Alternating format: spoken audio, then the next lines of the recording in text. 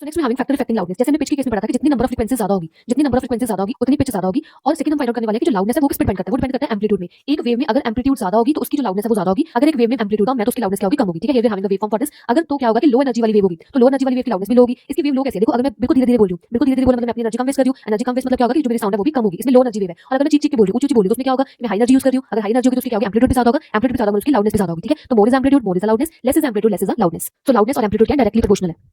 Second factor affecting loudness is loudness depend upon the distance between the source of sound and the listener. अगर तो source of sound और listener में जो distance बहुत नजदीक है, वो जो सोर्स ऑफ साउंड है, जो लिसनर है वो बहुत साथ-साथ खड़े हैं, तो उसमें क्या होगा कि लाउडनेस वो ज्यादा होगी। और अगर वो क्या है कि स्पीकर तो बहुत दूर है और मैं बहुत दूर खड़ी हूं तो उसमें क्या होगा, मेरे को कम आवाज सुनेगी ना, सॉफ्ट साउंड सुनेगी, तो उसमें क्या होगा कि जो लाउडनेस है वो मेरे को कम सुनेगी। तो it also depend upon the distance between the source of sound and the speaker. If there is less distance between the source of sound and speaker, अगर कम डिस्टेंस है तो more loudness will be there, and if more distance is there then less loudness will be there.